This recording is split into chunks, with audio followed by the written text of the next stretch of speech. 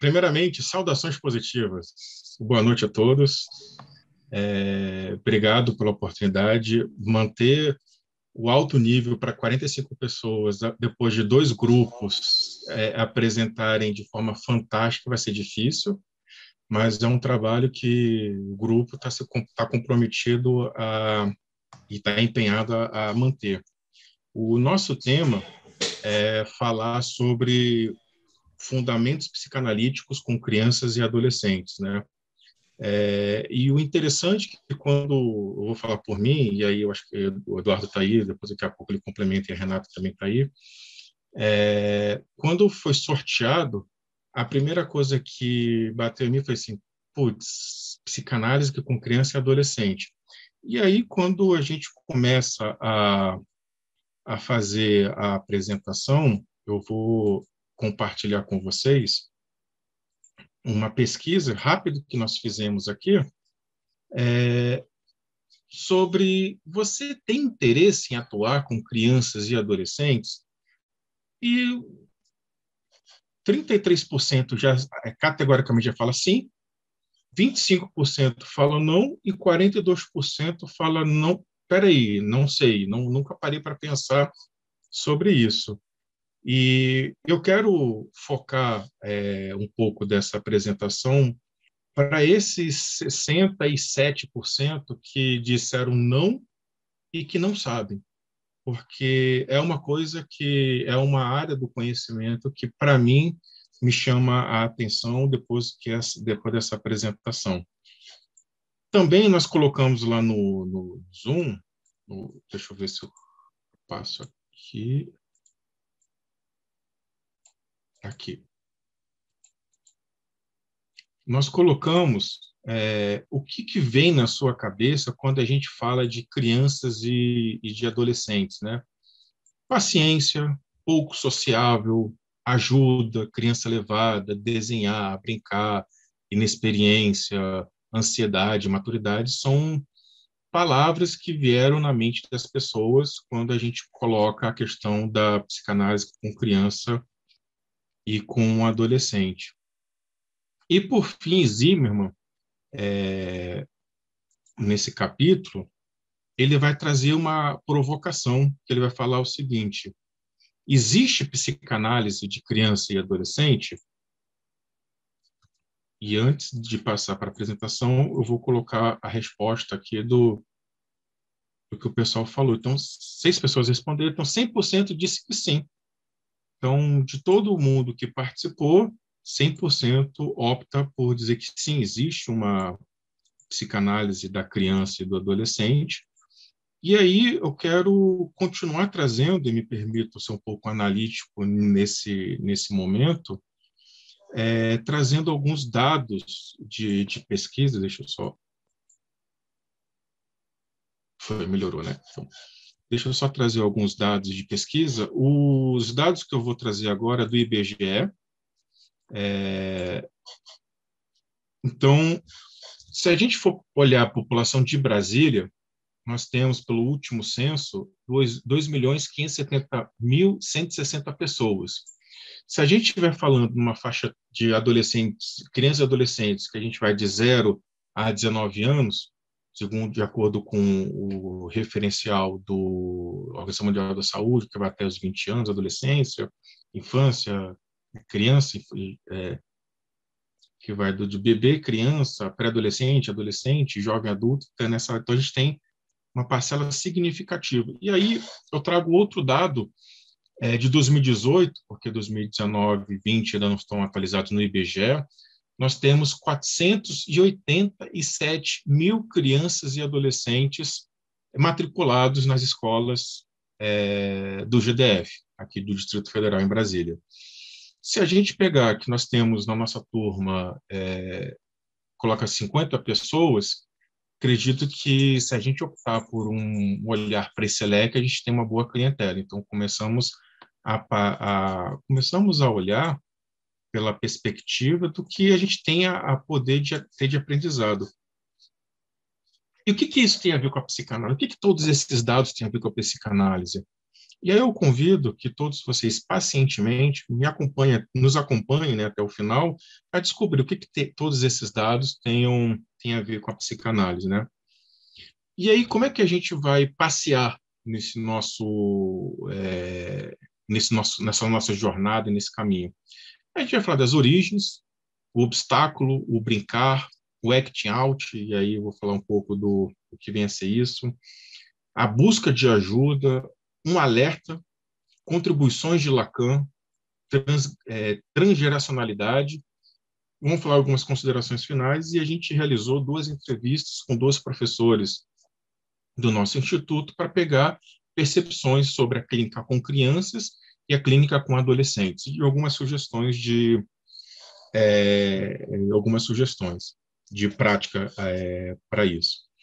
E aí, esse é um texto muito técnico, e é um texto, o único capítulo da obra de Zimmermann que não foi escrita por ele. São 42 capítulos, o livro dele é um livro bem atemporal, e o autor, que é um médico psiquiatra, psicanalista e milita nessa área, ele te convida para deitar num divã e fazer uma associação livre, onde ele vai, por meio de conhecimentos, técnicas e experiências que ele teve, ele vai te falar sobre todo o caminho que ele percorreu e que se percorre para trabalhar com crianças e adolescentes.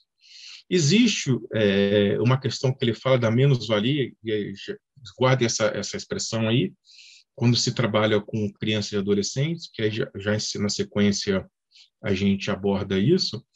E aí, quando ele está falando das origens, né, ele fala do início, que vai ser com Melanie Klein, Winnicott, Anne Freud, que começam a olhar a própria prática com a clínica com crianças e adolescentes. Existia uma resistência muito grande, né, com relação a isso, porque existe um hiato, se a gente for olhar pela parte da psicanálise, existe um hiato. Só tem um relato de Freud com o pequeno Hans, onde ele faz uma coparticipação de análise com o pai do menino, do pequeno Hans, mas não tem relatos de Freud onde ele faz uma análise propriamente dita. E aí você tem esse ato, ou seja, você não tem uma pesquisa clínica com crianças e adolescentes, e você não tem uma pesquisa com uma parte idosa, população idosa. Então, você tem um hiato entre você só fica com a parte dos jovens adultos e até a maturidade. Depois ele vai falar que as escolas que mais se repercutiram quando vai falar da parte da psicanálise são as escolas argentinas e da Inglaterra, né? Aí ele vai falar das questões de pediatras e professores e vamos trazer algumas considerações científicas. O que o autor fala, né? Quando ele fala da mais-valia e resgata aquele mais-valia que a gente pode pedir para vocês guardarem essa palavra. Quando a gente olha para essa questão de psicanálise com crianças e adolescentes, o autor nos convida a fazer uma associação com outras profissões. Se a gente olhar profissões como professores de jardim de infância, professores de ensino fundamental, primeiro ano, são considerados profissões de baixa remuneração e de baixa importância. Porque são considerados, porque a nossa sociedade, acredita que eles não têm tanta importância. Então, são mal remunerados, são sugados extremamente, mas não têm uma boa reputação, não têm uma boa imagem. E ele faz essa associação com pediatras, com outras subespecialidades da medicina. E aí nos chamou a atenção no grupo, né, quando a gente falou assim, bom, a gente tem esse ato, a gente tem essa dica do autor. E aí vamos fazer uma pesquisa rápida na Cielo, né, uma pesquisa o jornal eletrônico acadêmico, né? Então, a gente acessou o periódico eletrônico de psicologia e procuramos os termos psicanálise com criança, psicanálise da criança, psicanálise de adolescentes, psicanálise de criança com adolescente, psicanálise de crianças com adolescentes. E aí a gente teve um susto, e reforça essa afirmação do autor, onde a gente teve, de 2010 a 2020, 46 artigos científicos. O meio acadêmico, o meio científico também não olha para esse, não dá um olhar científico sobre isso, não dá uma importância para isso, porque a gente tem uma média de 4,6 artigos por ano. Se a gente pegar esse mesmo artigo, esse mesmo periódico científico, e colocar apenas o termo psicanálise, de forma geral, genérica, a gente vai ter, sobre argumentos, mais de 2.452 artigos publicados no período, de idosos, Freud, releituras de Freud, Lacan, releituras de Lacan, e aí Melanie Klein.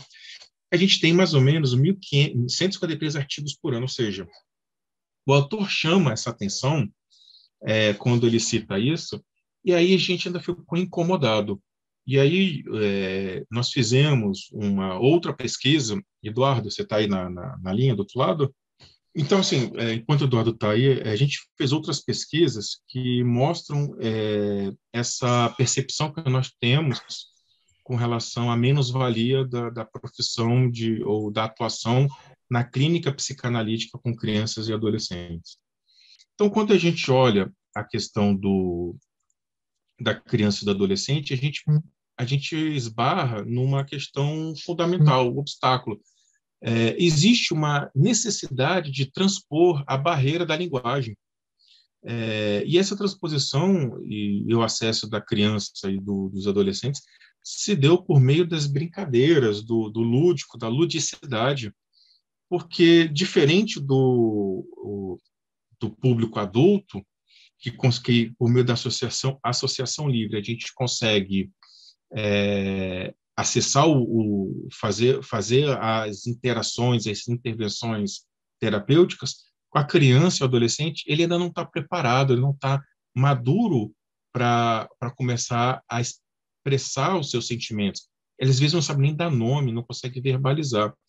Então, o primeiro obstáculo que o autor vem falar é mudar a forma como a gente tem acesso a questão das crianças e dos adolescentes. Então, o brincar é uma forma de manifestação da criança que pode ser, de uma certa forma, se associa com as premissas do sonho e seus símbolos, né? Ainda com relação a... Opa, calma aí. Ainda com relação a isso, né, com a questão dos obstáculos, né, o brincar tornou-se fundamental à ação. O autor ele comenta, né, que na criança, mas também no adolescente, a ação é mais primitiva que o pensamento, e a palavra constitui a parte mais importante de sua conduta. Então, o setting tem que ser bem específico para fortalecer e favorecer um ambiente onde a criança e o adolescente se sintam acolhidos, se sintam preparados para que se inicie o processo de confiança. Então, você vai, por meio da brincadeira, você vai vivenciar, o analisando, vai experienciar a ação, vai conseguir colocar essa ação em linguagens, e o analista vai conseguir observar essa dinâmica como um todo, né? E quando o autor vai falar assim, tá, mas o que consiste essa parte do brincar, né? O que é exatamente essa parte essa atividade, né? Aí, continuando a nossa pesquisa, né, a técnica do brincar permite ao analista acessar os jogos, por meio de jogos e brincadeiras, interpretações e encenações do domínio da angústia, o que aflige, o que rouba parte de sua energia psíquica e o que lhe causa dor e sofrimento. Então, por uma brincadeira, por meio de um desenho, por meio de uma encenação, a gente consegue observar isso. O analista, né, vai competir, reconhecer esse processo, acolher essa criança, esse jovem, esse adolescente nesse processo e apresentar em palavras, ajudar na verbalização o que está demonstrando por meio da teoria, o que se demonstrou por meio da brincadeira. Então, ou seja, o brincar, ele tem sua questão lúdica, ele tem sua importância, mas também ele tem como você vai decodificar e dar sentido e significado para aquilo que a criança não consegue pôr em palavras. E aí, quando a gente está falando ainda no brincar, né, vem uma palavra, né, o autor ele joga subliminarmente essa pergunta. O que vem primeiro? É a linguagem ou é a ação? E a palavra, aí ele coloca, se a palavra é o destino final onde o símbolo adquire seu real estatuto, não podemos esquecer que a criança se comunica preferencialmente brincando. E brincando ela diz, brincando ela faz, brincando ela se comporta, brincando ela traz as suas emoções. Então, ao brincar, ela entra em ação, ela traz os símbolos para o setting, e os símbolos proporcionam dar sentido ao que está se apresentando. É como se a gente estivesse fazendo uma interpretação dos sonhos por meio das brincadeiras. E aí ele fala que também que no brincar, e aí a gente associa com esses obstáculos da linguagem, né, esbarra na percepção do que o signo quer representar no contexto ao qual ele apresentou. E não pode e não pode ser tão facilmente capturado. Então, vamos pegar aqui um exemplo aqui, para facilitar essa questão que eu estou trazendo. Vamos pensar num cachorro. Qual cachorro que você está pensando? Você pensa num cachorro qualquer. Eu penso já no meu cachorro. Eu tenho um filho de 4 patas chamado Oreo, que tem 1 ano e 2 meses. Então, se alguém fala cachorro, eu associo ao meu cachorro. Se alguém fala uma casa, todo mundo consegue ter uma simbologia de uma casa, todo mundo consegue ter a simbologia de um cachorro, e todo mundo consegue ter a simbologia de uma bola. Mas qual é a casa que você está se representando? Qual é a bola e qual é o cachorro? Nessa questão, o que vem primeiro, a linguagem ou a ação, e o que quer representar cada imagem, o que naquele contexto, para aquela criança, o cachorro se representa? E como é que o analista consegue capturar isso no contexto analítico? E aí, toda brincadeira tem um fundo de verdade. E aí, como que a gente consegue perceber se o que o jovem, a criança está trazendo é um aspecto real ou da sua imaginação, da sua fantasia? E aí, o autor, o, o autor, o médico psiquiatra, né, ele vai falar o seguinte: deixa de lado as associações livres, deixa de lado a escuta ativa, a escuta flutuando, deixa tudo isso de lado. Observa, o olhar, o estar presente é mais importante. Seja presente. E, segundo ele vai falando, ele comenta que a análise, o que mais importante é o acting out.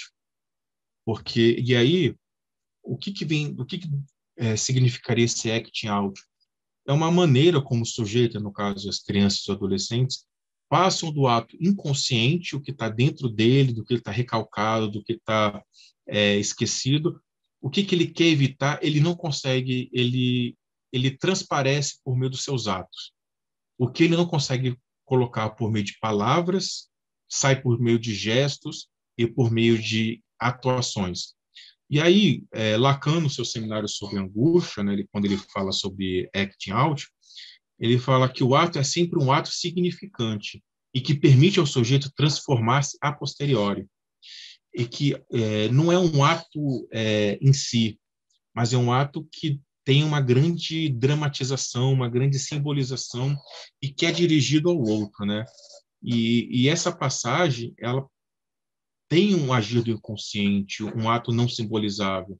Então a gente consegue perceber, voltei.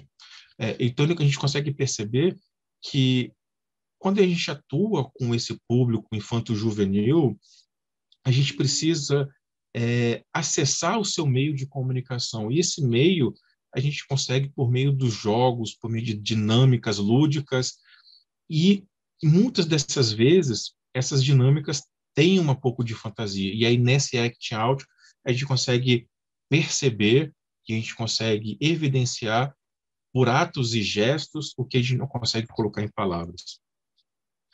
Mas ok, meus amigos. Então, até aqui a gente está falando da clínica terapêutica, da clínica psicanalítica, mas quando que os pais, ou qual é a demanda que faz com que os pais busquem essa ajuda, busquem o acesso a busca, quando é que os pais pedem ajuda psicoterapêutica para os seus filhos, né? E aí, muitas dessas vezes, a gente vai ter fracassos escolares, síndromes de déficit de atenção, borders, a questão de borderline, abuso de drogas ou álcool, transtornos alimentares, anorexia, bulimia, obesidades, psicoses, automutilação, ideação suicida, homossexualidade, as questões sexuais estão envolvidas. Então, e aí a gente vive numa sociedade medicalizada, judicializada e doente.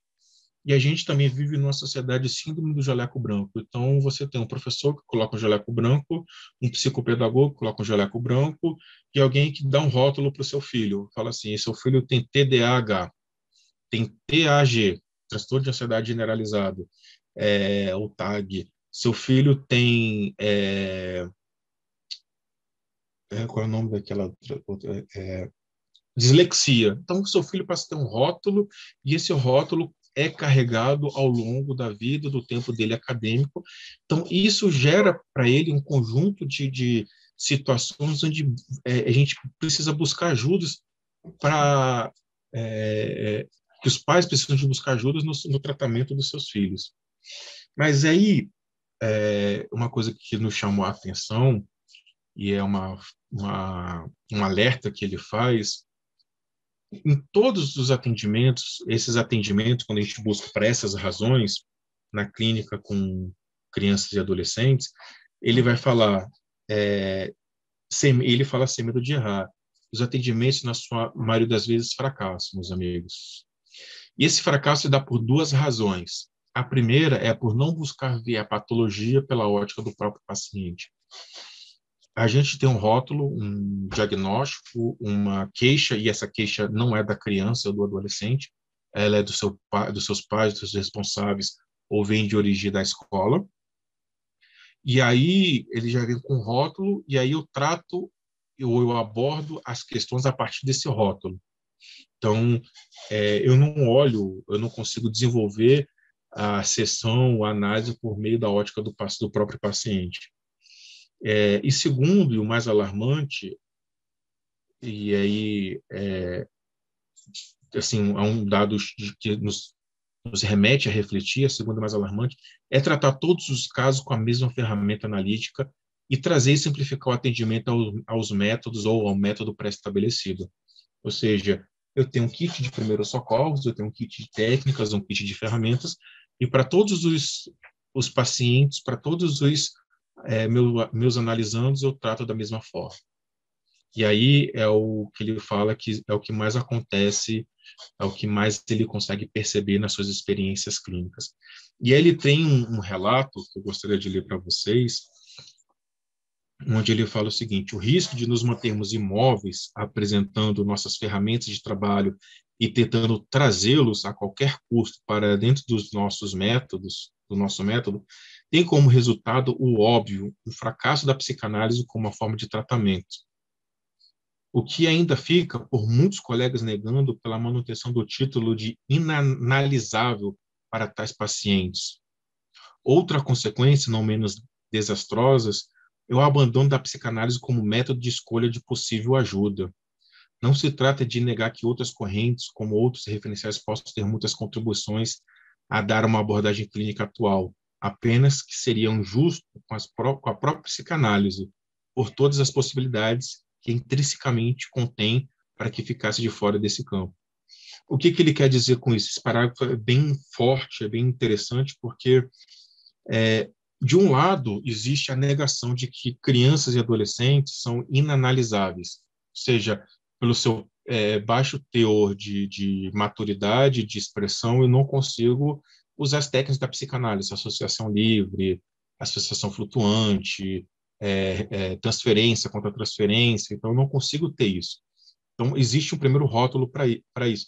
E depois, quando eu aceito tratar um cliente ou um paciente, criança e adolescente, eu uso o repertório como se eu estivesse tratando com um adulto ou uma pessoa madura. Eu esbarro de pegar todo esse repertório de interpretação de sonhos, de catarse, de associação livre, de verbalização, de nomenclatura de sentimentos, de estereótipos, de complexos, e trago isso, essa caixinha de técnicas pré-moldadas para dentro do set, onde a criança e o adolescente ainda não consegue nem dar nome àquilo que sente. E é como o grupo anterior falou, ele falou muito bem, existe às vezes o silêncio na terapia. E aí o que ele vai falar? Que existe uma... e aí o que ele fala? Que existe uma fuga da psicanálise para abordar crianças e adolescentes.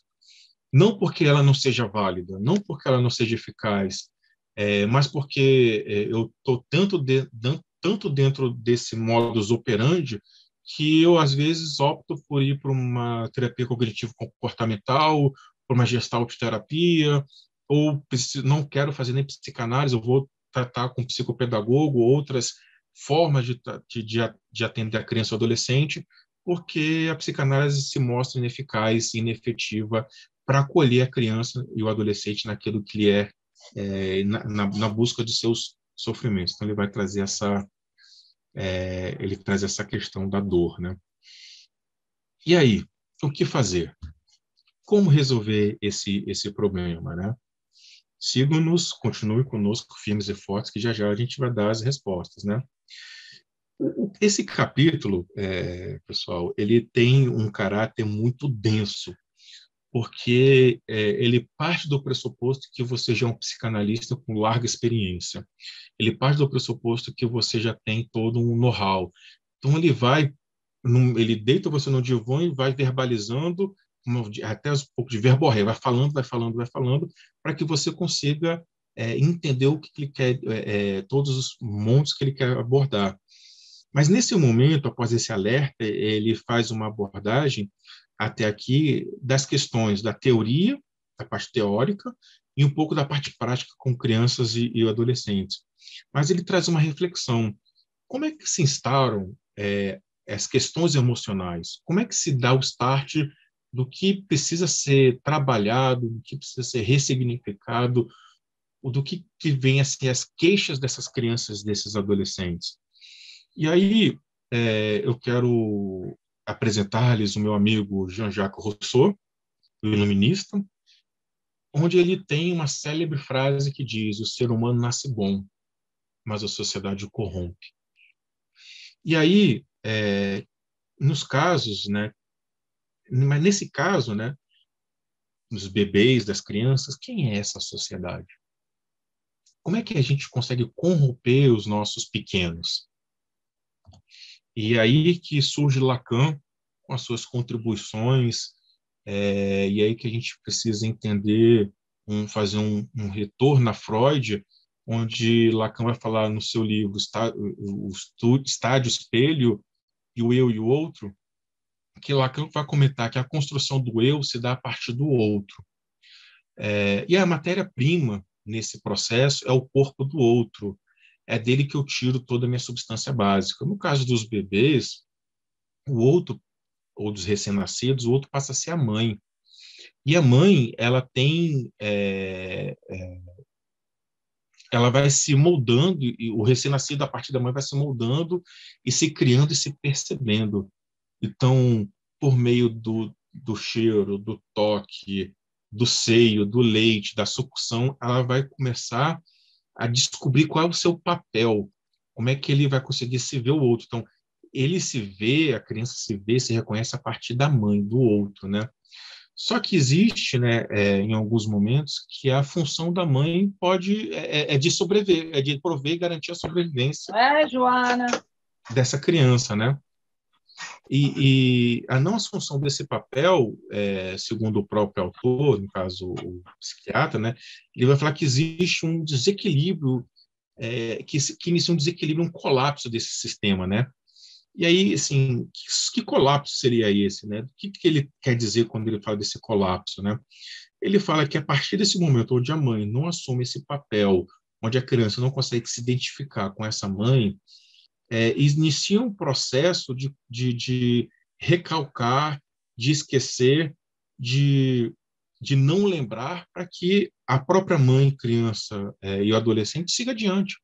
Ou seja, quando a mãe existe um desequilíbrio nesses sistemas iniciais, e ao longo também das fases psicossexuais que Freud vai falando, a criança vai tendo colapso nesse sistema, né, na interação com a mãe, na interação com o outro, na interação com o pai, E aí, como os nossos mecanismos de defesa agem no sentido de evitar uma dor psíquica, né? Então, a gente vai começar a recalcar, a gente vai começar a esquecer para que a gente possa dar continuidade e seguir a vida, né?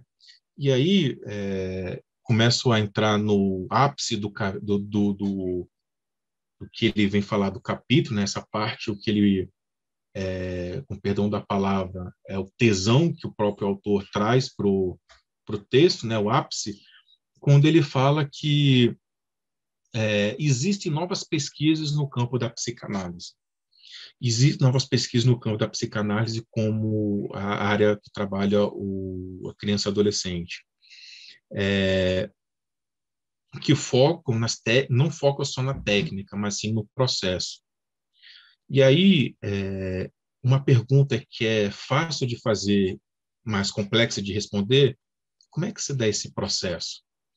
Como é que se dá o processo de análise da criança e do adolescente? Como é que se dá esse novo viés de pesquisa acadêmica, né?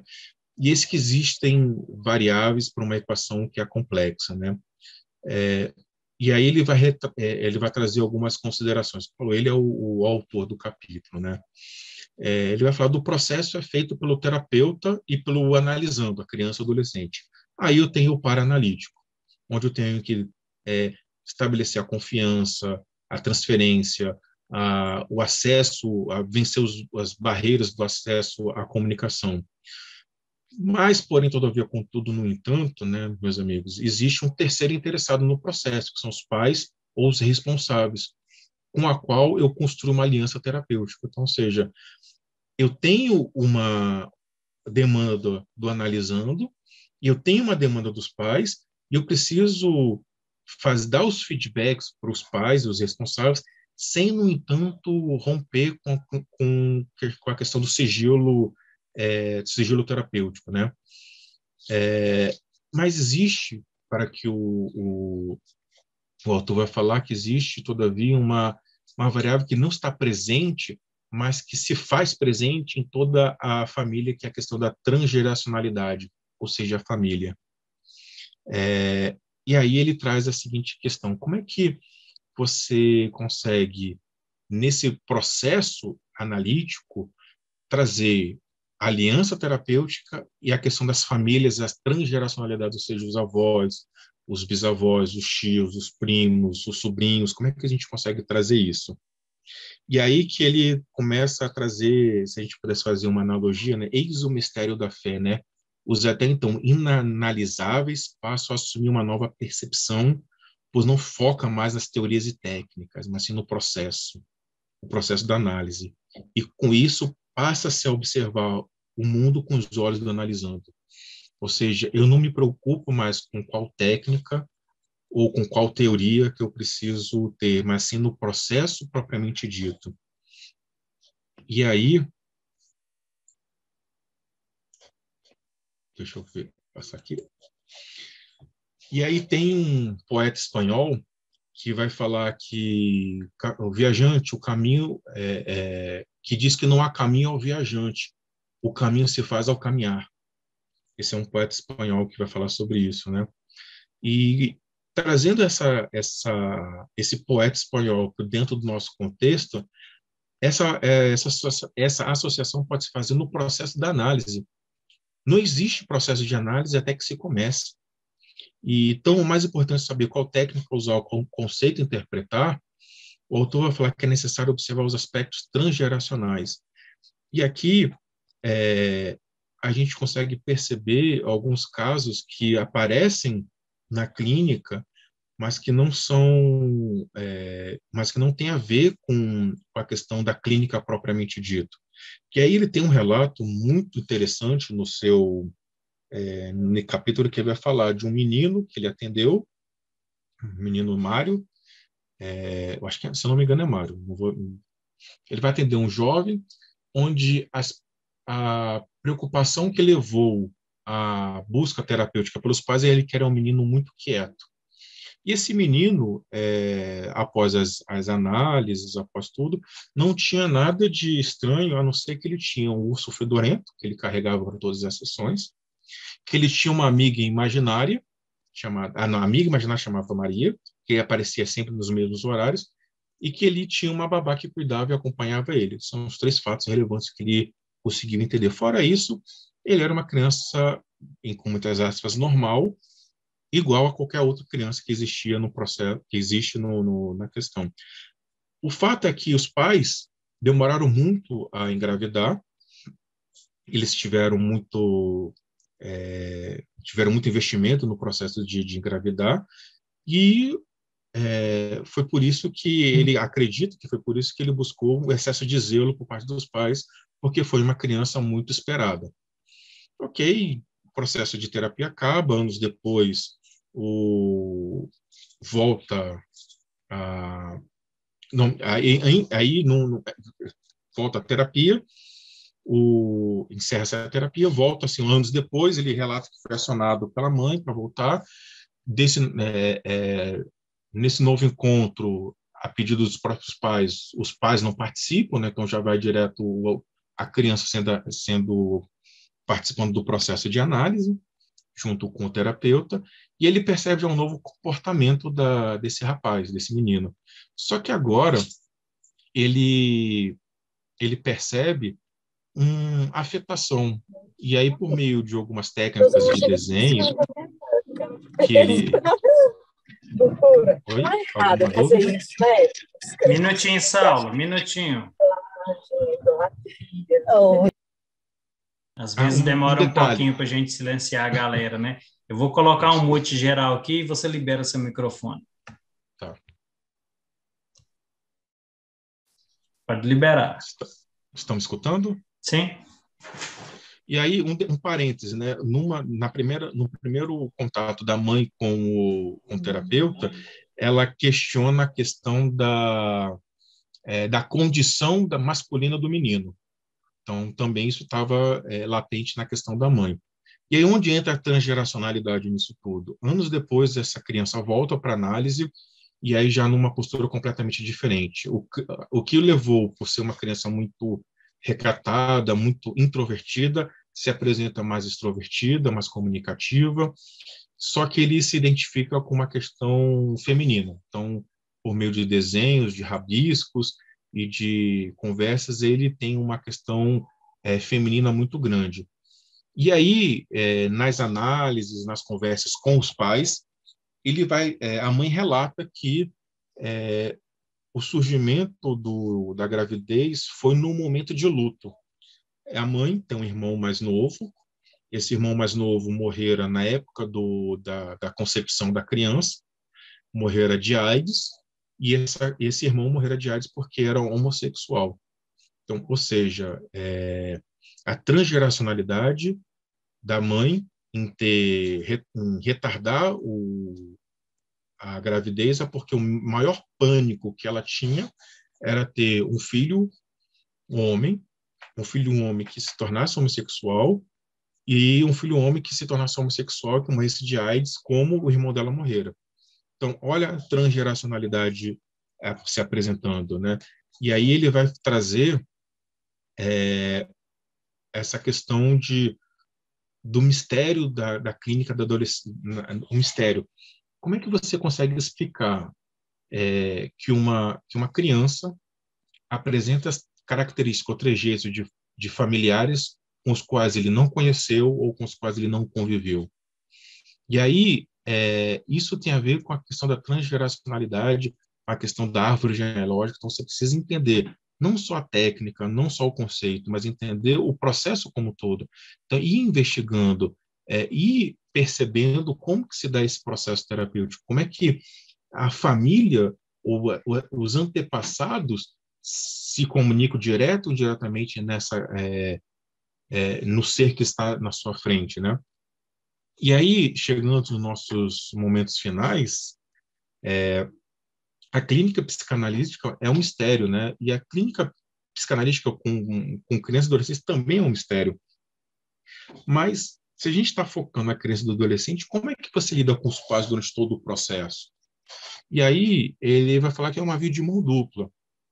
Medo, insegurança, a autoconfiança, ou a presença ou a ausência, existe e vai existir em todo o processo, em todo o andamento da clínica. O que você precisa fazer, enquanto analista, é ressignificar de onde é que vem esse medo, por que eu estou com esse medo, o que esse medo quer dizer. Mas esse medo é um medo recíproco, porque tanto o analista quanto o analisando, ou os responsáveis, eles, é, é, eles querem respostas, porque se eu estou levando o meu filho ou o meu responsável para uma psicoterapia, eu quero saber se tem cura, e cura com aspas, se o que ele tem é algo sério ou algo grave, né? Então, o que está acontecendo com esse ser que não consegue se expressar, não consegue falar, mas que está com uma dor psíquica que eu, quanto pai ou responsável, não consigo entender? Então, é uma via de mão dupla. Então, esse medo e insegurança vai existir tanto na presença do terapeuta quanto na presença dos pais e responsáveis. O que você precisa é criar uma interseção é, entre o que você consegue decodificar do seu analisando para você conseguir apresentar um feedback, como já foi dito, sem os responsáveis, sem violar o sigilo terapêutico. Então você vai nesse via de mão dupla. E aí, chegando aos nossos momentos finais, né? E aí me permitam ler essa parte, né? O autor vai apresentando não só aspectos teóricos, como do dia a dia da clínica de psicanálise. Ele convida você para uma conversa, e não só para entender questão de teoria, técnica, ele te convida para pensar. Não se restrinja a técnicas, a teoria. Se permita vivenciar o processo. Então, conhecer a técnica é importante, entender a teoria fundamental, mas o processo é tão importante quanto, porque é nele que você vai acolher, você vai fazer o acolhimento do ser humano em formação, que em algumas vezes, em muitas dessas vezes, ele não consegue pôr em palavras aquilo que ele verbaliza. Ele não consegue pôr em palavras aquilo que ele sente. Então, você vai brincar, vai interagir, vai participar do processo, vai observar o que é dito, vai desenhar, vai encenar com ele, ensaiar com ele, e você vai ver, principalmente o que não é dito, para acessar o mundo dessa criança, desse adolescente. E aí, o autor, ele, na minha percepção, ele se aproxima muito de Jung quando ele fala: conheça todas as teorias, domine todas as técnicas, mas ao tocar a alma humana, seja apenas uma outra alma humana. Então, ao trabalhar na clínica, seja apenas uma outra alma humana acolhendo e apoiando outra. E aí eu quero encerrar esse meu discurso, ver se o Eduardo está aí, já está conseguindo falar. Estou sim, Saulo. Estou sim. E aí, eu queria convidar o Eduardo para apresentar um dado no começo, né, do nosso trabalho. Deixa eu parar aqui de apresentar, stop, para o Eduardo poder apresentar. Eu quero me despedir de vocês aqui apresentando isso. O Eduardo agora vai apresentar alguns dados estatísticos que nós trouxemos.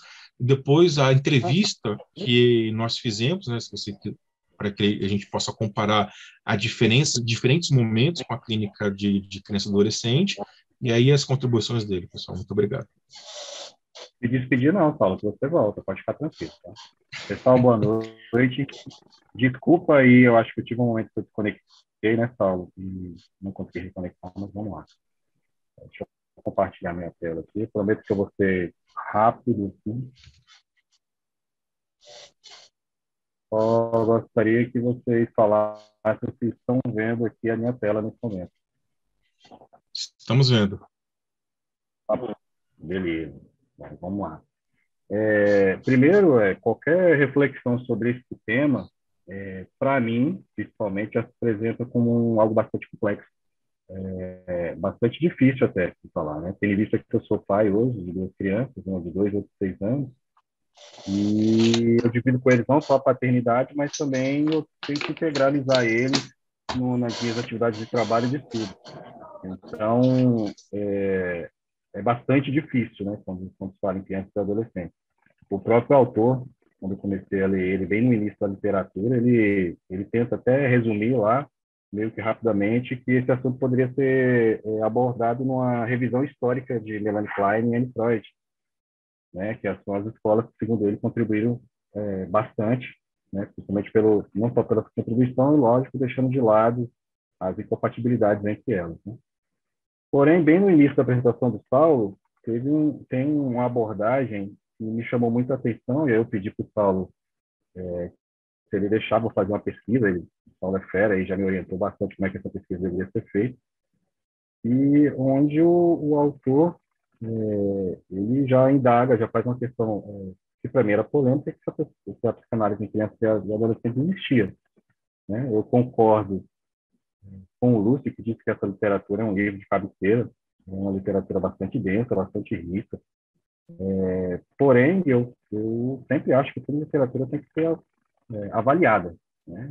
Ou atualizada para os dias de hoje.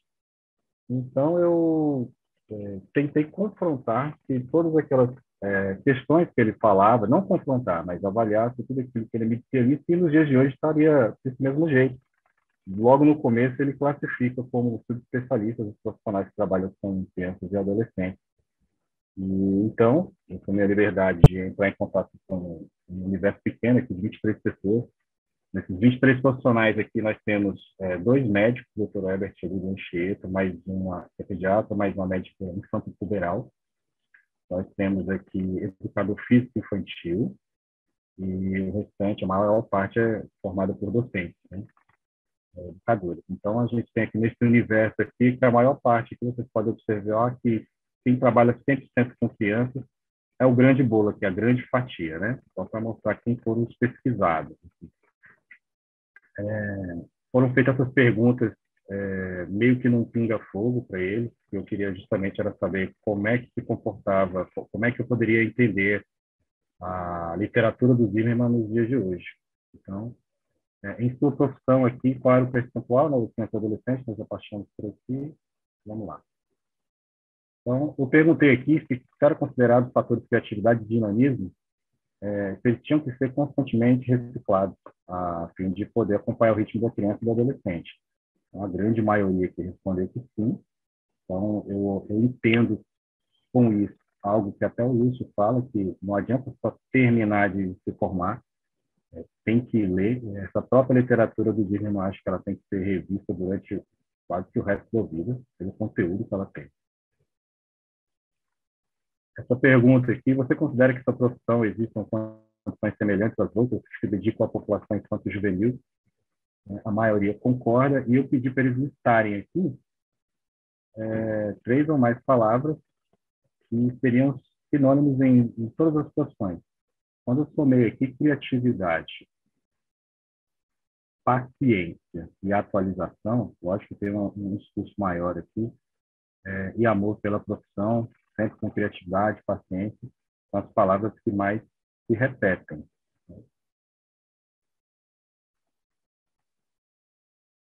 Aí, esse aqui foi o pinga-fogo.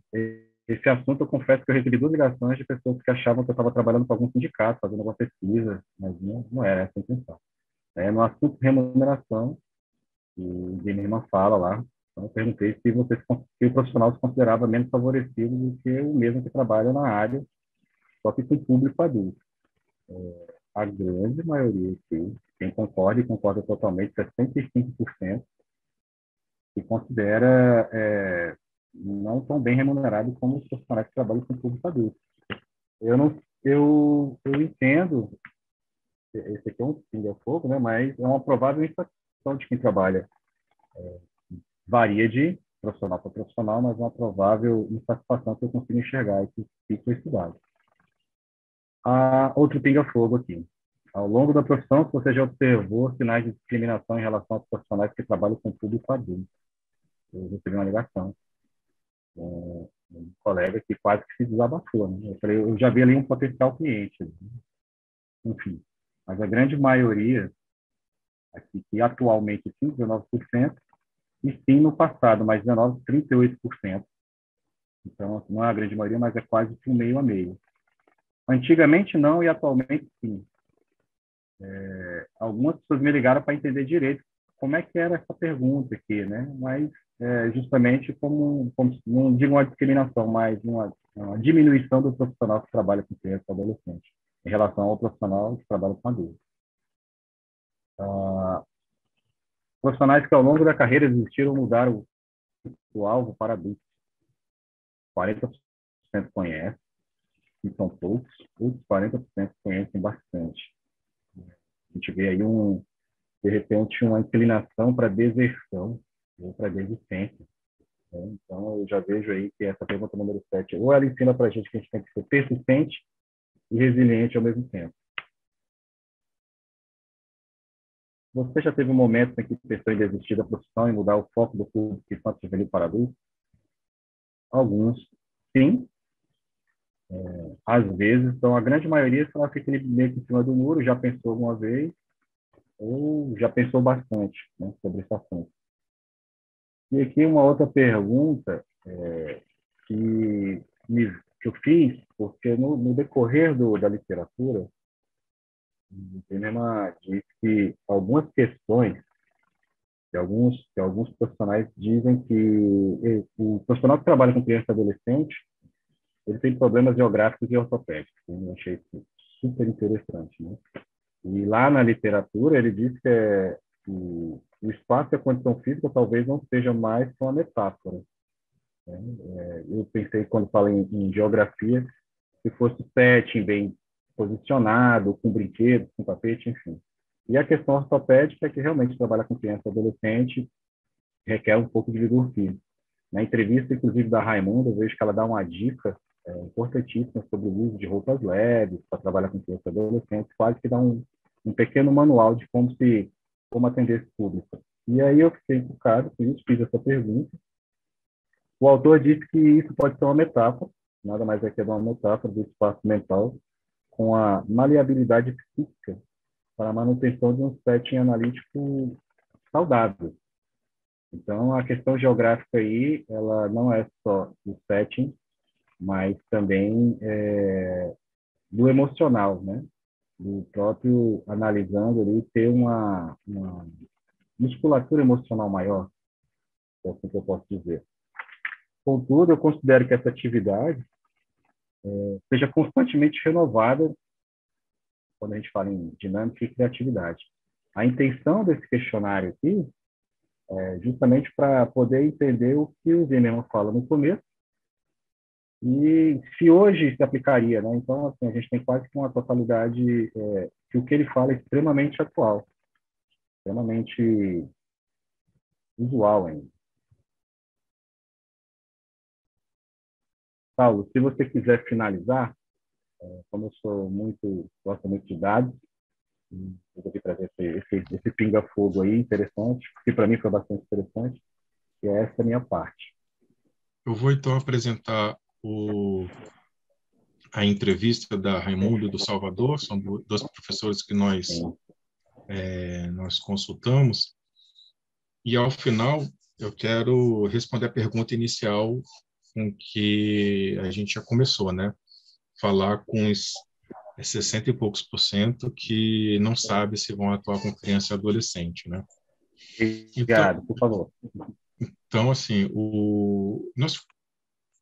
para fazer um double check, ou seja, a gente viu a literatura, nós vimos a prática, fizemos uma pesquisa com profissionais experientes da área, fizemos uma rápida pesquisa assim, aqui com vocês hoje, nada científico, só para trazer algumas informações. A gente achou que isso ainda ia ser insuficiente para a gente fechar nossa contribuição e contribuir, brindar com esse seminário, se a gente não tivesse a visão de dois especialistas. Então, nós convidamos a professora Raimunda e o professor Salvador para fazer parte dessa nossa apresentação, e aí eu vou apresentar as credenciais dele, né? A Raimunda, ela atua com crianças, ela é psicanalista clínica, pedagoga, psicanalista e psicopedagoga. Ela realiza atendimentos com interpretação de sonhos, associação livre, reiki, técnica de relaxamento. E ela é professora do nosso instituto. O Salvador também é professor do nosso instituto, ele é graduado em ciência social, pós-graduado em marketing digital e coach e liderança pela Universidade Católica Dom Bosco. Ele é escritor, ele é mestrando em psicologia e mediação de conflitos pela FUNIBER, de Santa Catarina. E ele atua com a parte de terapia de casais, coach, relacionamentos, e realiza palestras nessa parte do comportamento humano e liderança. Então, são duas pessoas que você vai ver contribuições cirúrgicas no contexto, né? A primeira pergunta que a gente faz é: como é que deu seu início com atendimento com criança? Ou como é que deu seu início com atendimento com adolescentes? E aí, quando a gente olha para atendimento com crianças, né, era uma intuição que eu tenho, uma percepção que eu tinha, que se confirma com a professora Raimunda, né? Ela já era professora, ela era pedagoga, trabalhava na Secretaria de Educação do Distrito Federal. Ela fez uma formação em psicopedagogia que lhe deu credenciais para atuar nessa área com crianças durante 5 anos. Depois ela fez um primeiro curso em psicanálise e ela associou os seus atendimentos de psicopedagogia com a psicanálise na escola que ela atendia. E de lá ela foi conseguindo clientela. O professor Salvador, por outro lado, ele atendia por meio de indicações trazidas pelos próprios pais, ou seja, ele atendia os pais tinham senões e questões com as crianças, com seus filhos, os quais ele indicava para o próprio professor Salvador para que eles fizessem o atendimento, ou seja, ele fazia atendimento do pai e depois do filho. Então, Ô, Saulo, Oi. só uma contribuição aí na parte de Salvador, talvez foi por causa da sua pergunta e ele não colocou, mas o Salvador, antes de ser psicanalista, ele já realizava um trabalho social com adolescentes. Ele fazia um trabalho social muito bonito. Então, assim, esse fato dele fazer esse trabalho com adolescentes, quando ele se tornou psicanalista, os pais já conheciam, né, essa facilidade que ele tinha com adolescente e começou a encaminhar esses adolescentes para ele, né? Inclusive, foi por causa disso que ele também foi chamado para dar essa aula, né, de psicanálise com adolescentes. Então, ele, como a Raimunda, ele não era professor, mas ele tinha uma larga experiência já na atuação com adolescentes. Uhum. Ok, obrigado pela contribuição. Então, assim que se deu o início, né? Então, um trabalhou na escola, outro já tinha um projeto social, contribuições, e aí foi trazendo isso, os pais trouxeram. E aí, como é que se desenvolve o processo de atendimento de uma criança, né? Aí, o que a professora Raimunda vai falar? O atendimento de uma criança inicia pelo acolhimento.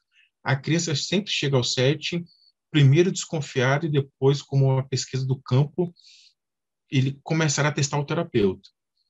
O terapeuta deve de ser solista, porém com uma postura de adulto. A criança deve ver o espaço como dela compartilhado com a de um adulto. Conforme Ana Freud nos mostra, a criança que ali se encontra precisa aprender o mundo, ou seja, conhecer seus deveres e direitos. Por isso, usamos tanto jogos como as regras. E aí, e o professor Salvador, por sua vez, como é que está o desenvolvimento com adolescentes, né? Ele fala que todos os esforços se concentram em conquistar a confiança do paciente. Na maioria das vezes, está em psicoterapia conduzido pelos pais, estão desconfiados, inseguros e resistentes, não querem estar ali e não são dispostos a cooperar. E então, após o terapeuta conquistar essa confiança, o processo tende a ganhar aceleração e progressão. O processo se diferencia de um atendimento de paciente adulto, principalmente na linguagem, você utiliza leituras utilizadas na leitura e a importância na linguagem não verbal e nas referências do paciente para significar, descrever suas experiências e queixas emocionais. Então ele está lá por algum motivo, alguém colocou ele lá, ele não quer estar ali, então você precisa ganhar confiança, trazer ele para o seu lado e fazer um trabalho para que você consiga acessar os seus conteúdos, ou seja, olha o que o professor Salvador está trazendo, o que a gente corrobora, você precisa vencer a barreira do obstáculo da linguagem. E a Elaine tinha colocado um comentário no nosso chat que o filho dela, por anos, estava fazendo terapia ou fazendo atividades com a psicopedagoga, e aí ele não queria fazer as sessões, né? Então, ficava se escondendo. Então, não houve ali a questão no ganho de confiança, e não houve a interpretação da fuga, ou seja, por que ele está fugindo? É uma resistência? É uma negação do processo? Aí precisaria, numa percepção, talvez, uma conjectura, até fazer análise do próprio banheiro. Por que ele está lá no banheiro? Porque é o banheiro, não outro espaço. Então, poderia ser feito por aí. Você utiliza alguma técnica? Se sim, qual? Pode comentar sobre sua aplicação? Quando a gente olha para a criança, né, a professora Ramunda vai falar assim, utilizo várias técnicas a partir da necessidade colocada do caso. Um brinquedo, principalmente o brinquedo, principalmente com a família pedagógica, pode me trazer muito da interação da criança com o seu lar. Os jogos de regra irão me mostrar como a criança age diante de regras e limites. A mediação com esse tipo de jogo passa a ser terapêutico, quando percebemos a dificuldade da criança com regras e limites e propomos ela a troca de lugares. Eu, terapeuta, me porto no lugar dela como criança e ela levando a uma reflexão. Ou seja, olha o acting, olha a representação. Nesse ínterim, ligaremos tanto com a posição esquizoparanoide da Melanie Klein, como também os narcisismos primários de Freud, entre outras ferramentas, ainda utiliza desenho, caixa de areia, histórias e contos. Então, ela se baseia em algum conjunto de técnicas para acessar o conteúdo da criança. O professor Salvador, ele é mais cauteloso, né, na sua resposta. Ele tem, para você usar uma técnica, você precisa ter alguns critérios universais no seu atendimento, ou seja, você deve utilizar a técnica que você domine e que você seja familiarizado e que você tenha segurança, para que você possa abordar o diagnóstico preciso e evitar questões de abordagem ineficientes. Você deve utilizar uma técnica que priorize e privilegie o paciente. Não é aquela técnica que melhor me cabe no momento. E aí a gente volta para aquilo que o autor vai falar. Nós atendemos com uma caixinha de ferramentas, onde eu quero pegar aquelas ferramentas e trazer para o setting. Eu não customizo, ou não vejo a abordagem. Então, o professor Salvador ele fica cauteloso nessas técnicas, né? E depois, você tem que, quando você for usar uma técnica, você tem que observar a questão da linguagem, as crenças, religiões, traumas, deve permear a sua abordagem, ter o uso de recursos. Então, ele fala que você pode usar filmes, livros, aplicativos, histórias, músicas, alguma questão que vai ampliar o repertório do analisando, do cliente. Como deve ser o ambiente para o atendimento de uma criança, né? Então, e aí foi quando o Eduardo contribui, né? Que ele vai falar que o autor do livro vai falar que para você trabalhar com criança e adolescente, você tem que vencer o limite geográfico e ortopédico, né? O que é esse ambiente geográfico? Quando você atua com criança, você tem que ter um setting diferenciado, um setting infantil, onde permita convidar ele à ludicidade, à brincadeira. Ele está entrando no mundo de conto de fadas, então esse set precisa estar preparado para atuar com crianças.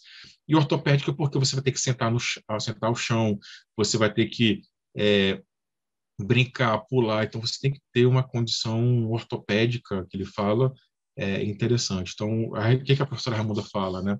Que o set para atendimento infantil deve ser diferenciado com atrativo para jogos, o desenhar e o brincar, sempre utilizando cores neutras na parede, uma prateleira de jogos, uma arca de brinquedos, uma caixa de areia e, se possível, lugar com água.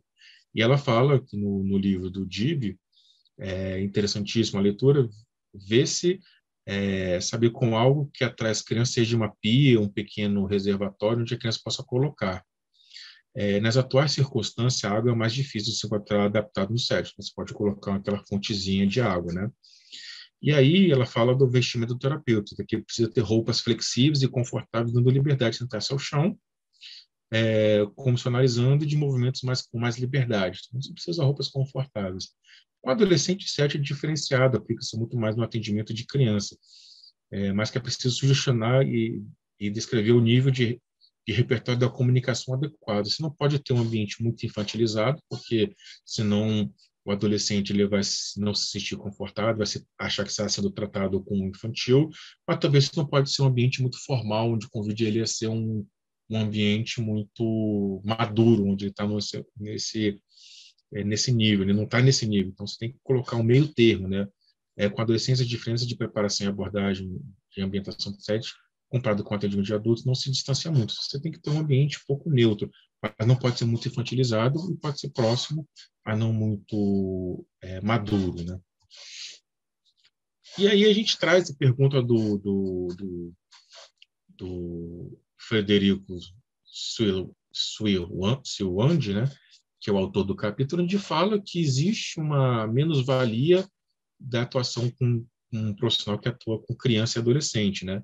A professora Raimundo não concorda com o contexto de menos-valia, mas deve sim existir maneiras diferentes nessas abordagens. Devemos lembrar que o mundo infantil permeia a fantasia, porém os símbolos estão em menores quantidades, por isso que uma criança sonha é realmente o que deseja, o que se desenha está mais explícito. Então, eles não concordam com essa questão, né? O professor Salvador, por sua vez, comenta que isso já está parcialmente superado. E aí colocando, precisa fazer uma contextualização histórica, né? Então, esse texto foi escrito praticamente na década de 90, onde ainda existia, no começo dos anos 2000, onde existia essa questão de relegar os profissionais da educação e da criança para segundo nível. Então, os professores pedagogos também sofrem ainda com essa ideia de que o professor com criança é menos preparado que o professor de nível médio superior, inclusive na remuneração. E aí o campo de atuação com crianças, adolescentes, adultos, casais, idosos. Então, sempre se gerado o psicanalista uma melhor preparação. Então, o professor Salvador ele não vai olhar pela menos-valia, vai olhar pela questão do preparo desse profissional. E aí o que traz, o que leva a pessoa a abordar o que leva os pais o que faz buscar ajuda terapêutica para as crianças, né? Quais as demandas que são abordadas para o atendimento de criança, né? A criança vai chegar ao SED pelas mãos de um adulto, sendo então a primeira instância a demanda de um adulto sobre a criança. Os hábitos comportamentais são os que atingem os adultos e que levam essa criança a partir daí cabe ao terapeuta investigar a verdadeira demanda da criança. A criança não bate por bater, não chora por chorar, não morde por morder, ela demanda uma demanda atual está no uso indiscriminado. Assim, aí ela fala também, existe uma demanda atual crescente do uso indiscriminado do celular. Então, alguns pais querem que o terapeuta desempenhe o seu papel. Aí, nesse caso, ela recorre à teoria da Melanie Klein, onde, em alguns casos, ela sugere que os pais façam acompanhamentos terapêuticos, né? E aí, a ansiedade infantil vem acontecendo em um grau preocupante, mas a maioria está ligada à alienação parental. Então, quando a gente olha o que leva a criança para a terapia, a gente tem que ver a questão da aliança terapêutica, ou seja, o que os pais nos estão dizendo que essa criança está absorvendo. E se a gente olhar a questão do Lacan, teoria do espelho, se eu sou o outro, eu me vejo e me formo a partir do outro, e se o outro é minha mãe ou meu pai, eu sou o espelho da minha mãe e do meu pai, ou seja, o meu comportamento é igual ao do meu pai e o meu pai não aceita esse comportamento, logo ele não se aceita, ele quer me mudar para a questão para que ele possa se mudar. Então, ela vem falando dessa questão que em muitos dos casos, os próprios pais precisam de acompanhamento terapêutico para que eles possam melhorar o seu comportamento. E a questão também existe a questão dos adolescentes, né? Aí a demanda são mais diversas, né? E pode ser mais relacionada ao cunho emocional, profissional, nos seus relacionamentos, as questões sexuais, físicas, espirituais, sociais. Uma queixa muito comum são as transformações físicas experimentadas pelos pacientes dessa faixa e também suas consequências nas interações interpessoais, autoestima, sexualidade, autoaceitação dos relacionamentos. O adolescente está numa fase de transição, não é mais uma criança, mas também não é adulto, vive uma euforia proibida da evolução hormonal e o luto, perda dos privilégios da infância. O seu corpo está em franca transformação e ainda há necessidade de aceitação e aprovação dos seus grupos de convivência. Então, eles vão ter conflitos, inseguranças, certezas, medos, angústias. Então, são alguns terrenos férteis. Você precisa mais no campo do relacional, sexual, físico, espiritual, social. Então, algumas demandas que o professor Salvador traz. E como lidar com a aliança terapêutica no caso da criança? Criança, pai, escola, né? Talvez essa, na parte da criança, seja a maior dificuldade que os terapeutas, do terapeuta, os pais e a escola, mostram aos pais que precisa ser modificado. Pode levá-los a uma rejeição à terapia. Então, assim, se você falar que precisa de uma mudança, eles vão ter uma rejeição à terapia. E a escola, por sua vez, quando recebe um terapeuta de algum dos seus alunos, ou uma demanda de alguma questão dos terapeutas, ela se sente invadida no seu direito de ensino e aprendizado. Então, é necessário muita ponderação quando adentramos nesse campo, né? Para não frustrar a criança com as mudanças de terapeutas, deve-se no primeiro mostrar e chamar os pais uma entrevista deixando claro os procedimentos que o terapeuta pode vir a ter, chamando os pais quando necessário. Então, você precisa deixar as regras claras, colocar tudo em pratos limpos. Ou seja, você vai atender a criança, você vai trabalhar com os pais e você vai dar esse feedback guardando o sigilo terapêutico. De uma certa forma, a mesma coisa acontece com adolescente, né? É uma aliança terapêutica para o pai analítico, por envolver quase sempre os pais ou os responsáveis no processo. Como já dito, o terapeuta tem que ganhar a confiança dos pais dos responsáveis, mas não tem ainda a confiança do paciente, né? O desafio é manter a confiança dos pais oferecendo feedbacks estratégicos. Então, ele vai falar dessa parte do feedback, convencer que dar o feedback estratégico, mas não revelar o sigilo cliente-paciente. E aí, qual é a dica para se tornar um profissional que atua com criança e adolescente, né? E a professora Ramona vai falar, quando buscamos um perfil que atuação em um psicanalista de criança, o que podemos dizer é que é necessário gostar de crianças. É necessário entender que estão ali por algum motivo e que podem não ser os anjinhos imaginados em primeira instância.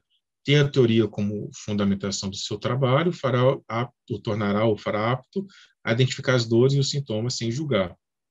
A pedagogia, a psicopedagogia devem fazer parte desse conhecimento, pois amplia a sua visão, assim como dentro da psicopedagogia, a psicanálise também amplia a sua visão. Os estudos e pesquisas devem ser constantes, uma vez que a educação e o proceder das crianças estão sempre em desenvolvimento. Nossas crianças de hoje não estão bem diferentes das crianças de 19 anos atrás. Ou seja, os próprios nossos jovens estão evoluindo. Então, busca sempre uma evolução constante e, primeiro, tem que gostar de criança. E aí o professor Salvador fala que tornar especialista em qualquer área demanda e deveria ser muito estudado e dedicação. Talvez a melhor sugestão seja ater-se para a comunicação entre paciente e analista, e há 4 fatores envolvidos na comunicação: emissor, receptor, a mensagem e o contexto. Isso é muito usado no meio empresarial, quando a gente vai falar de dinâmica da comunicação. O emissor é quem emite, o receptor é quem recebe, a mensagem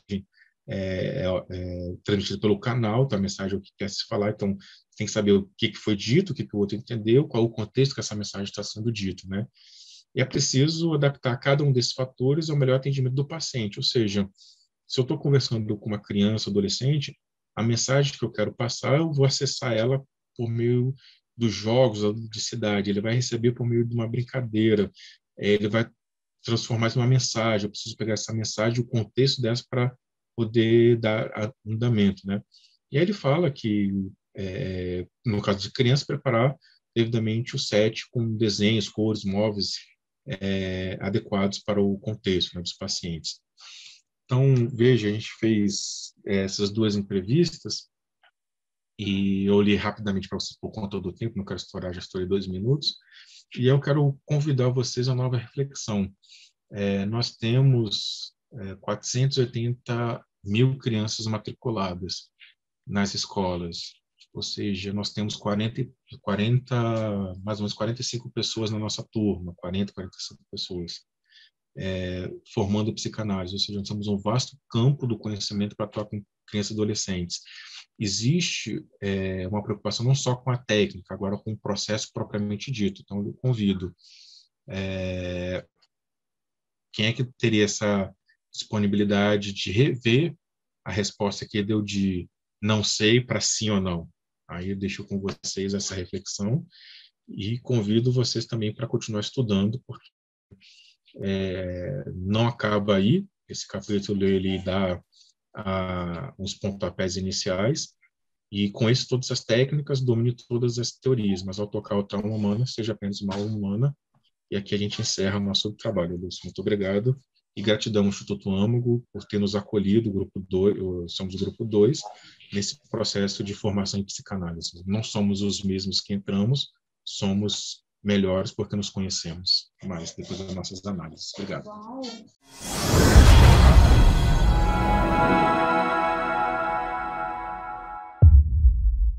Muito bem, parabéns, Saulo, parabéns, Eduardo, que estão aqui apresentando. Eu acredito que a Renata e o Rogério devem ter feito alguma coisa, apesar que já tem tempo que eu não ando vendo eles aí, né, no nosso meio, né? Mas certamente ajudou. Então, parabéns para todos vocês, né?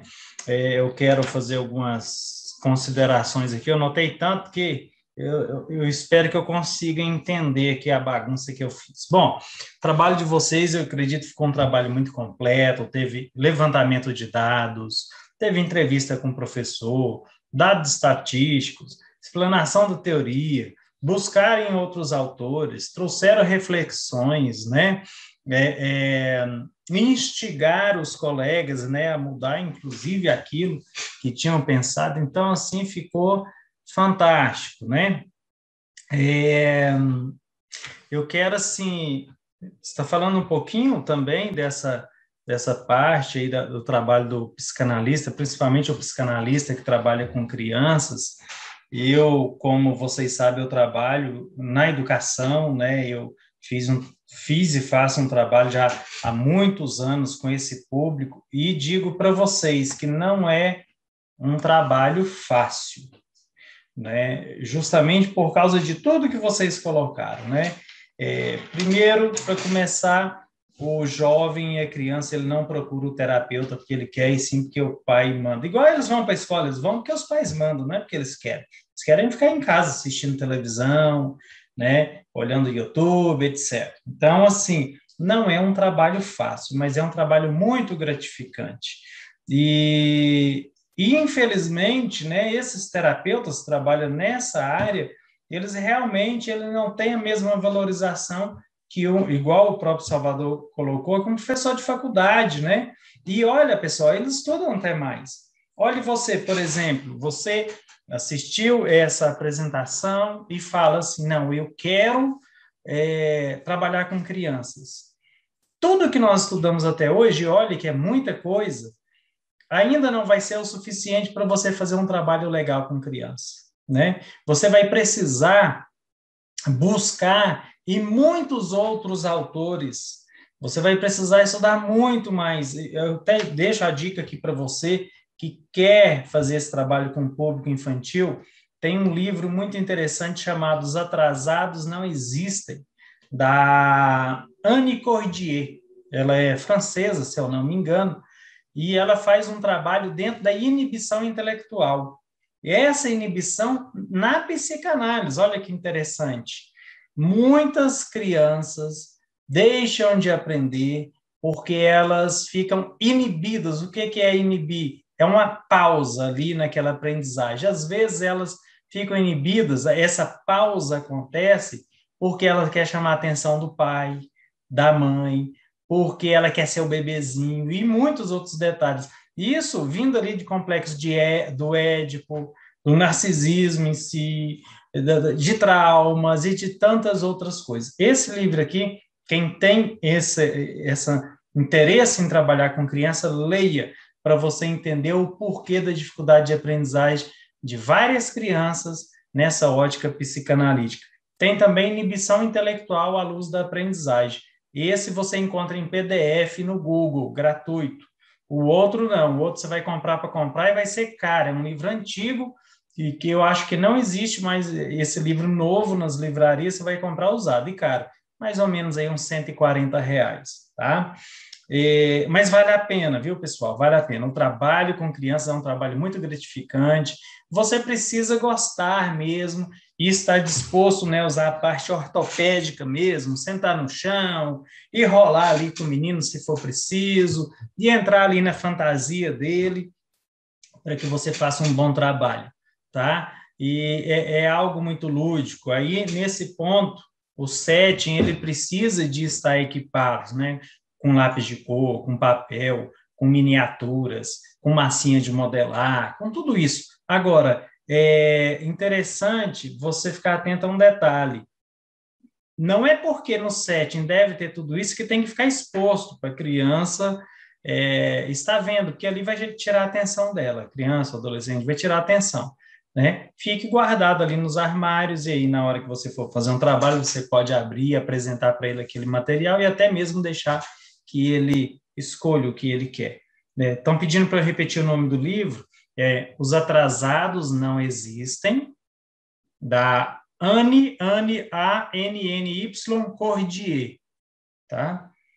E o outro é Inibição Intelectual à Luz da Aprendizagem, que é com a Ana Lídia Santiago.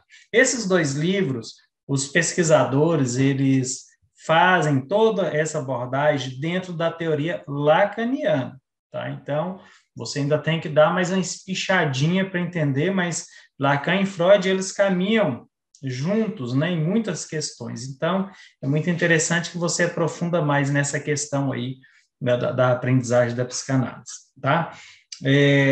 Bom, e aí que eu estava falando, o profissional, psicanalista que trabalha com crianças, ele é um profissional que estuda muito mais, que ele tem que buscar livros como esse, ele quer conhecer a psicanálise mesmo infantil, tem que estudar muito Bion, Anna Freud, Melanie Klein, né? Winnicott, para ele conhecer bem esse mundo infantil. Lúcio, por que nós não temos tudo isso dentro da formação aqui do Instituto? Porque para fazer um trabalho todo voltado para criança, nós precisaríamos de uma formação só para o público infantil, entendeu? Inclusive, futuramente, nós vamos fazer a psicopedagogia com ênfase na psicanálise, mas é uma formação toda teórica e prática só para aqueles que querem atender criança com a visão psicanalítica. Mas, assim, quem já está no nível de vocês, é só estudar esses autores aí e aprofundar. Quem gosta de pesquisar, de ver vídeo no YouTube, de ler livros e tudo, aprofunda, começa a trabalhar, como o próprio Salvador falou lá, com as ferramentas que tem, e aí, a hora que você estiver seguro com essas ferramentas, você vai procurando outras e assim por diante.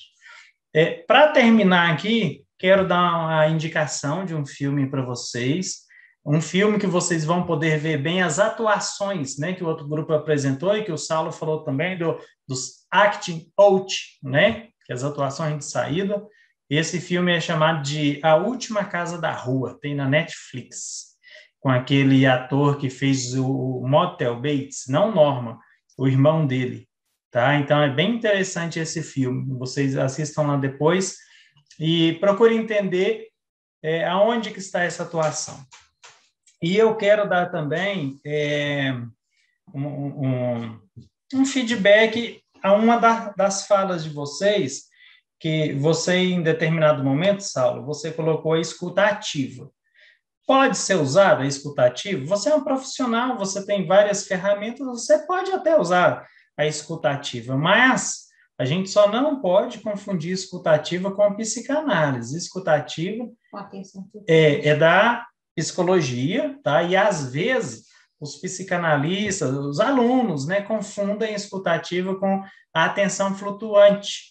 A escuta ativa, olha o nome dizendo, escuta ativa, ela é totalmente ativa, ele escuta e a partir daquilo que ele escutou, ele vai trazer algo ali, um feedback para o cliente dele com base nessa escuta. Então, ele tem que escutar cada detalhe, ele deve escutar todos os detalhezinhos. E a técnica psicanalítica, ela já é diferente, ela não fica nessa escuta ativa, ela fica na atenção flutuante, que é como o pescador que está jogando o anzol ali para pescar determinado peixe. A psicanálise, ela faz dessa forma. É uma técnica diferente, tá? E é isso. Mas, de qualquer forma, assim, isso acontece mesmo, né? Nos nossos aprendizados, às vezes a gente toca uma palavrinha ou outra, isso faz parte, mas isso não tirou a grandiosidade do trabalho de vocês, de forma nenhuma. Foi fantástico. Diferente dos outros meninos, vocês começaram com algo assim bem científico mesmo, bem empírico, né? Levantando dados, bem acadêmico, mas foi um trabalho de excelência. Saulo, você tem uma voz firme, tem segurança no que fala, tem um tom que deixa as pessoas ouvindo assim sem cansar, foi excelente. Eduardo, também a pesquisa que você fez foi ótima, a gente não deve só ficar lendo e concordando com o que o autor coloca, mas a gente deve pesquisar para ver se é aquilo mesmo. E isso é muito importante. É isso que faz o nosso trabalho ser um trabalho crítico, não é? E a partir desse momento, sim, você realmente está aprendendo aquilo que fez porque você pesquisou, você comparou, você tirou suas conclusões, tá bom? Gente, ó, fantástico, vou passar para a professora Marlene, eu falo pouco, ela fala muito, senão nós não vamos terminar tão cedo. Vou passar para ela. Bom, o Lúcio já falou tudo, né? Ele fala pouco, mas dessa vez ele fez as minhas vezes, né? Então, assim, parabéns para vocês realmente deram uma verdadeira aula para quem quer atuar com criança, com adolescentes. Vamos aí indicar, viu? Vamos indicar bastante mesmo essa aula que vocês trouxeram para a gente. E com base em tudo, está completa, né? Tem dados aí estatísticos, tem entrevistas, tem conceitos, né? Tem aí a questão aí de como lidar, né? O trabalho mais prático. Então, vocês foram, assim, realmente excelentes, viu? Parabéns para vocês, foram ótimos, viu? Saulo e Eduardo, que estavam aí na linha de frente, mas os colegas também que acredito que trabalharam aí em cima dessa aula de vocês. Parabéns. Gratidão. Pessoal, e muito obrigado a todos vocês por ter estado conosco até esse horário, né?